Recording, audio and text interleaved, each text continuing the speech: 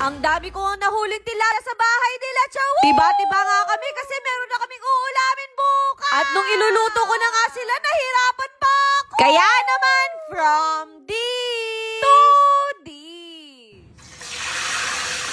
At eto na nga, hindi na tumigil yung ulan sa amin. Ang sarap siguro kung meron kang kakade. Hoy, wag ka magparamdam. At kahit yung mga nilabhan na medyas, hindi na rin natutuyo. 50 pesos na lang isang pare.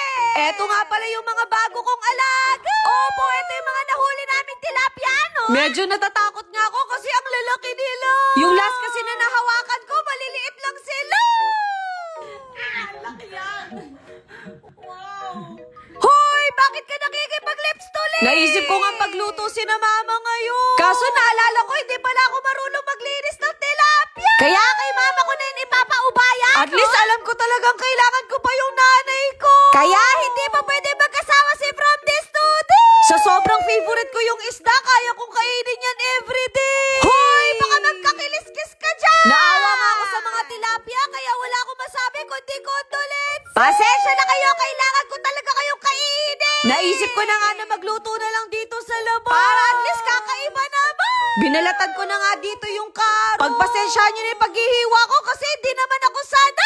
Alam nyo naman hanggang ngayon, baguhan pa ako. Pero sa totoo lang, madali lang din talagang matuto. Sabi nga nila, kapag gusto mo talaga yung ginagawa mo, matututo ka talaga. Kaya kung puro higa ka ngayong maulan na to, aba tumayo ka na dyan. Pagkatapos ko nga hiwain yung ginger, eto namang bell pepper. Hulaan nyo na lang siguro kung anong iluluto ko. Pero ang mapapromise ko sa inyo, sobrang dali lang nito. Na kahit nakapikit kayo, kaya nyo to gawin. Hoy, hindi ganon. Parang bigla akong may naalala dito sa sibuyas na to. Yung last na nakita ko kasi naghiwa nito, umiyak pa. Hoy, na-miss mo lang siguro. Aminin nyo, yung itsura ko dito, parang professional na magluluto, no? Naalala ko tuloy ng estudyante ako, tapos meron kaming subject na cook. Hindi ko ma-perfect yung score ko kasi hindi talaga masarap yung luto ko. Kaya mag-isip-isip na kayo kung tama bang pinanood nyo tong video na to. Kaya sana walang sisihan kung ginaya nyo to tapos hindi masarap. Pagkatapos nga, binabad ko na sa asin etong tilapia natin. Para naman yung lansa wala, no? Yung pagiging maarte ko na-activate na naman. Olive oil nga yung gagamitin natin kasi ito yung pwede kay Papa. At eto, lulutuin na natin yung tilapia.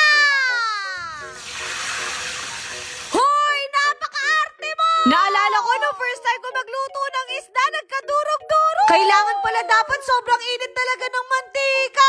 At buti na lang success yung luto ko. Sabi ko naman sa inyo, fast learner ako. Sabihan nyo naman ako na ang galing-galing ko. Para naman masipagin ako sa pagluluto. Hindi pa nga natatapos yan kasi magigisa pa tayo. Naglagay na din ako ng garlic, ginger, sibuyas, carrot, bell pepper, pati na rin sweet chili sauce. Hindi pa nga natatapos kasi naglagay pa ako ng tubig at saka ako.